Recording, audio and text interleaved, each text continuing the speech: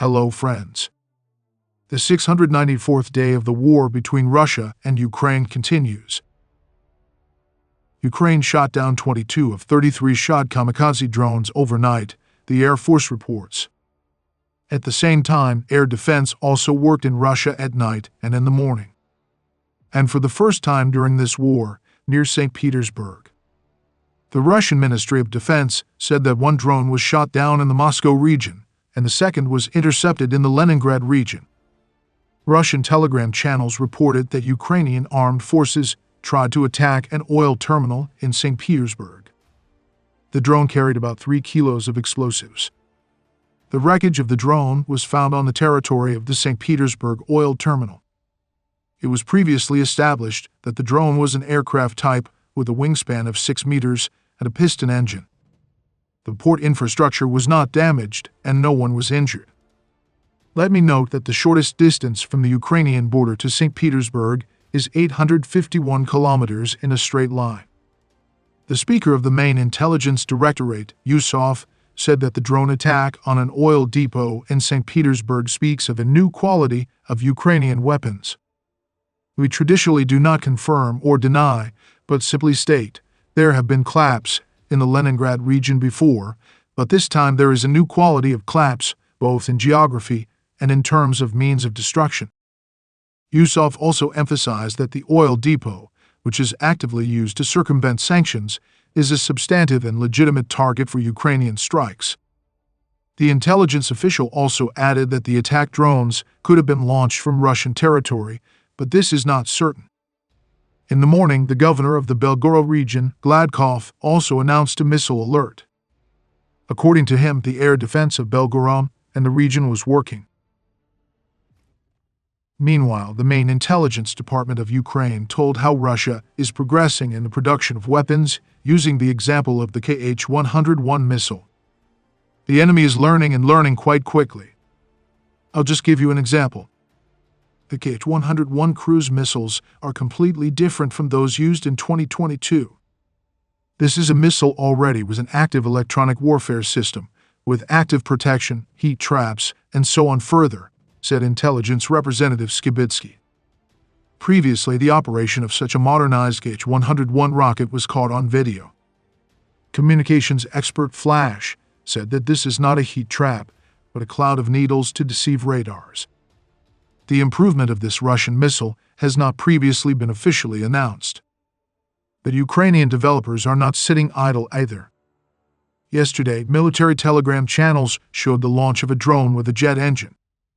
However, what model this is and whether it is in service with the Ukrainian armed forces is not specified. Western media, in turn, are discussing the new Russian missile campaign in Ukraine.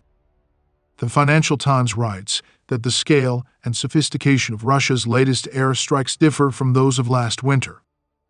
Increasingly, the main targets are Ukrainian defense plants, rather than the energy grid that Russia tried to destroy last winter. The attacks were carefully planned, using waves of drones and missiles designed to overwhelm Ukraine's air defenses, the article says. To penetrate Ukraine's air defenses, Russia typically first launches slow-flying drones, then low-flying subsonic cruise missiles, and finally ballistic missiles that fall towards the target at speeds similar to the speed of sound, making them difficult to hit. The Russians are trying to crack the code on Ukraine's air defense. If they succeed, and Ukraine can't defend its skies, that would be a huge problem because it would open up the ability for Russia to send heavy bombers, said Dara Masakot, a senior fellow at the Carnegie Endowment in Washington. Ukraine's mixture of air defense systems and surface-to-air missiles, dubbed Frankenstein, has difficulty coping with these attacks.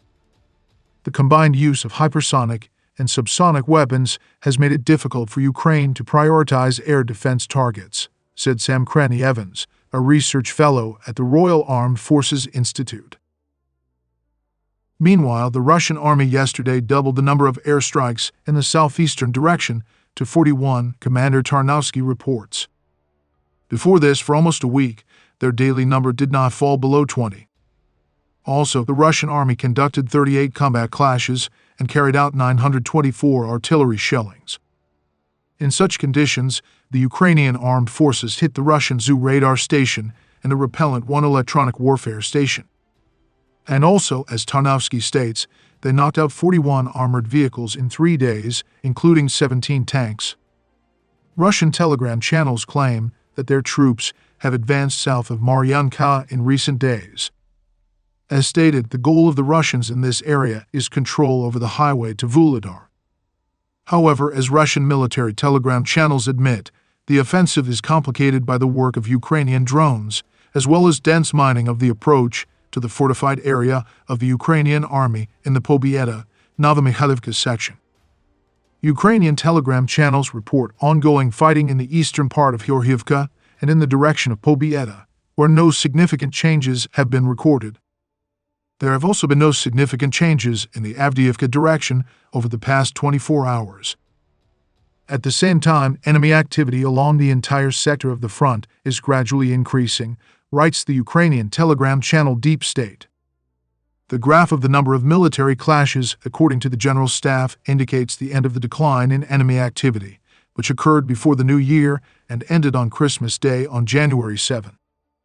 The Russians continue to accumulate forces in many areas, so we should expect further attempts to move in columns in the near future. In any case, the enemy's available forces, means, and number of personnel are threatening, so we must not let down our vigilance. Unfortunately, there are known facts when the guys relaxed, and the Russians did not forgive this, writes Deep State.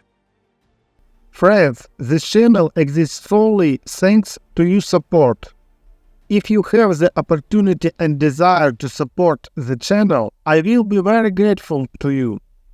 Thank you very much and see you in the next video.